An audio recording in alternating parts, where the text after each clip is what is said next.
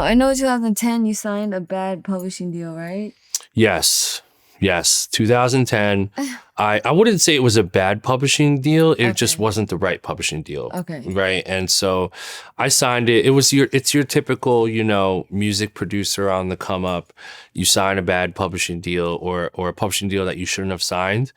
And eventually you have to kind of work that out after that. Right. And so that was my moment of like signing a not so great contract. Yeah. Definitely. Yeah. Do you have any advice? Because I know there's probably a lot of aspiring producers who want to do what you do. Find a lawyer. Right. Yeah. I neglected it, right? I just like went ahead and signed it because I needed the money. And it was a bad decision. But I would say just to make it completely super simple, just find a lawyer. Right. Yeah. Before you sign any paperwork, find an attorney. For sure. And the first beat you ever sold was $50? Yeah, basically. I used to sell beats from my mom's basement when I was like just knocking beats out. And I'm pretty sure I was charging, $50, maybe even $25. Like, yeah, it was like that. Yeah. How much are your beats now? I know I saw you say you don't work with. My beats are 10,000x, 10,000 times 50. So about 50, maybe 50K or whatever. Damn. It just depends on the situation. Yeah. I love it. Definitely want to touch on The Morning, Cool Summer. How did that song come about? If you could give us the backstory, and how did you get in with Kanye? Yeah. Oh, the Rhyme. I know you met Rhyme Fest. Yeah. So I'll give you like the super straight version of it. So 2010, I did an album with this amazing rapper from Brooklyn named Skyzoo, one of my great friends. Fire. And so it was an album called Live from the Tape Deck. It ended up getting a XXL rating in XXL Mag, and or XL rating. And on that album, we had a feature from Rhymefest. And so in recording that album, I really got to like create a relationship with Rhymefest. And so a couple years later, around late 2011, early 2012, he hit me and he was like, "Yo, you got any beats I'm with Kanye? You got any beats?" And I was like, "Absolutely." So I was experimenting with different sounds at that time. I was like very much exploring different things, combining like dirty drums and dirty textures with like trap music. And I sent him a batch, and then a few months later, I would say August of 2012, he texted me, Rhymefest texted me. He's like, "Yo, Kanye wants one of these beats, this beat. Can you send me the stems?" And I was like, "I got you right now." So I sent him the stems.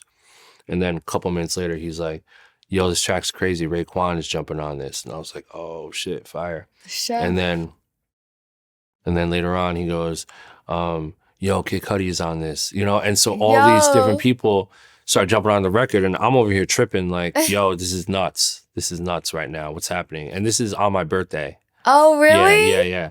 So, or it's the day before my birthday. Still, that's amazing. And so, and then I got a text saying, "Yo, Kanye wants to use this for the project," and I got a text from Shay Pope, who was working with Kanye at the time, and he's like, "Yo, I think Kanye wants to use one of your beats." And I was like, "Yeah, I've been talking to Rhymefest, I know." And so everything just started, as the minutes started going by, it started getting more real and real. Yeah. And then a few minutes later after that, I got an email from this woman at the label, and she's like, "Hey, Illmind, just want to get your info to clear this song that you produced on Kanye's compilation."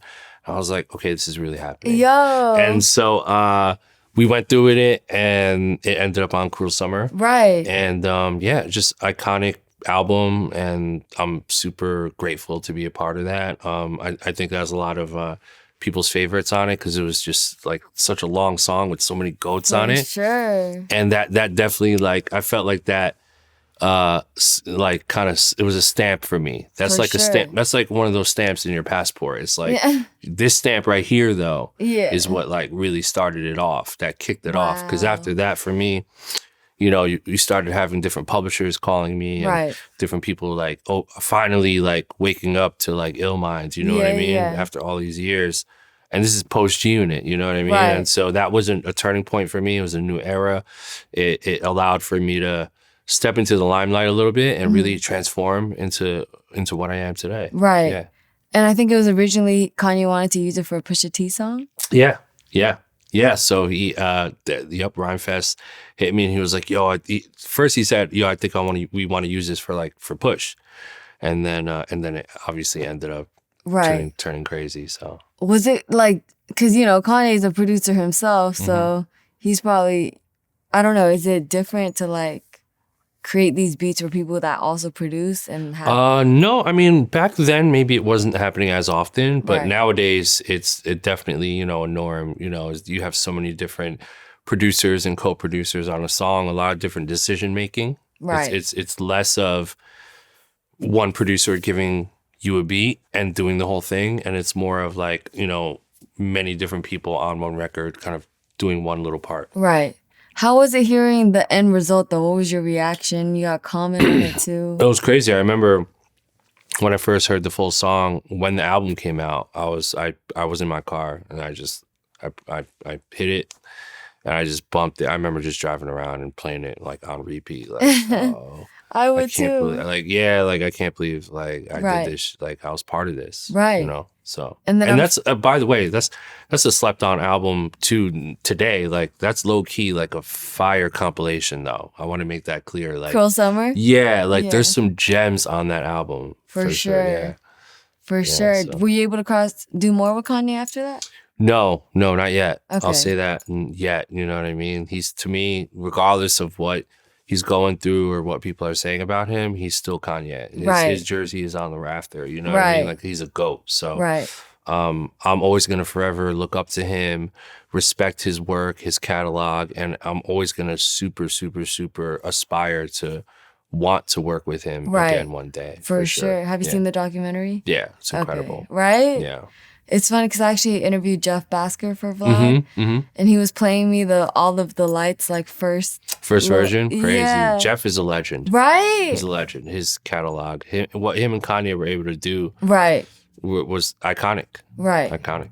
Yeah. And he was saying how he made that in like 5 minutes. I believe it. Is it that easy sometimes? Sometimes it is. Sometimes those really great ideas just come right out. They're Right. just so seamless and they're in the moment. And honestly, most times, a lot of the great music is born from just those like random, Yeah. quick moments. And you don't really often see or experience music being made over like a long period of time. Like if you're sitting there hours and hours and hours and you're trying to find something, a lot of times you won't find it. Right. So Right. yeah, I believe it.